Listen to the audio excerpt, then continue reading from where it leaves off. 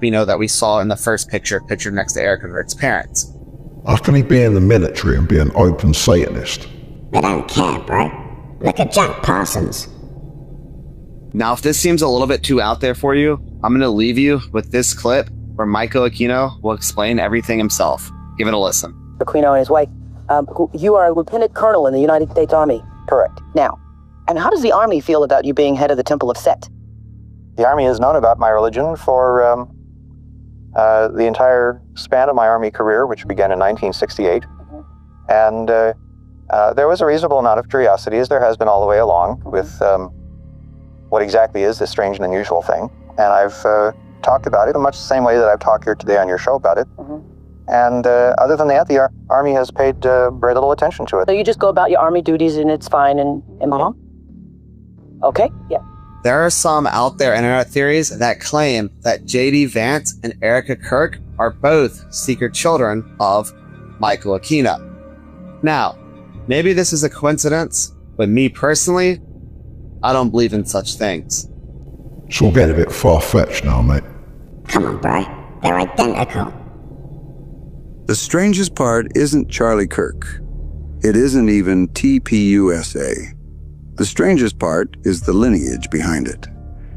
Lieutenant Colonel Michael Aquino wrote a book called Mind War while stationed at the Presidio in San Francisco. Not a self-help book, not a political rant, a blueprint for psychological warfare, mass persuasion, narrative control, cognitive terrain. And Aquino was also an open Satanist. He never hid it, never denied it.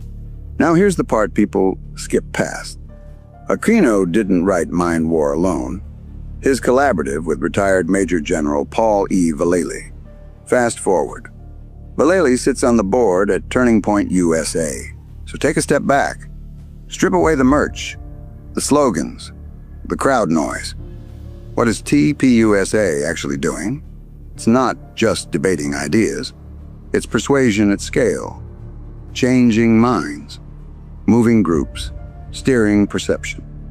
And when the same people tied to a psychological warfare playbook are embedded inside a movement built to shape mass belief, coincidence stops being a useful explanation. This isn't about symbols. This is about methods. Because Mind War doesn't care what flag you wave. It only cares that you don't notice you're waving it.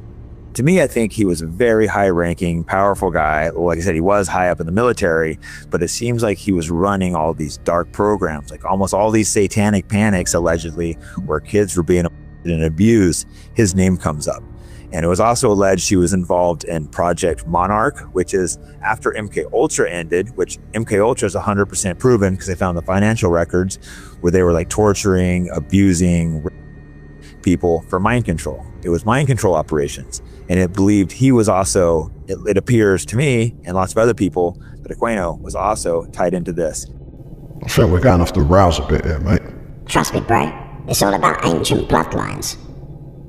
Erica Kirk, she's Jesuit educated. We know that they're the kind of the Manchurian candidates of the Vatican. They were financed originally by the Farnese family. The black nobility, I think, is where we look at the top. So I think that she's connected in with these old, ancient Vatican, papal, European nobility families. Donald Trump, I think, absolutely is. It's the Triple Crown. It's the City of London, Washington, D.C. and the Vatican. That's the corporation. It's the Crown Corporation. So I think she's deeply connected in with those lot. I think the Mossad thing is not a distraction, but it's an element. Now, if we see this as a sort of stepping stone stairwell to get to where we think the top bit of control is, Mossad is a step, an element, but it's not the top at all. The Rothschilds bailed out Donald Trump through Wilbur Ross, who was a Jesuit. So we're looking at these old Babylonian bloodlines, who at least they believe anyway, that it's about carrying that bloodline. So I think she is in with the Jesuits. She said when she met Charlie, when she first saw him, she spotted him in the snake of the queue at the airport or something like that. Officially, they met at a meeting, but she, for some reason, gave this speech after he died, just for the listeners' context, and she says, I didn't know who he was then, but I did see a person I somewhat recognized from TV that turned out to be Charlie Kirk when we were both in Israel in the snake of the line, waiting to do the Wailing Wall thing, I suppose. But yeah, another snake reference. God damn. Why does it always go back to the Rothschilds?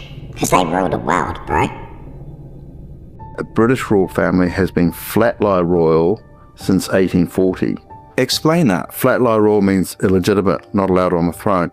So, from the Battle of Waterloo, the British royal family lost all their money and they've been funded by the Rothschilds in exchange for breeding rights. So the Rothschilds had the breeding rights to the British royal family from 1819 to 2019. So what was the purpose of the Rothschilds needing this?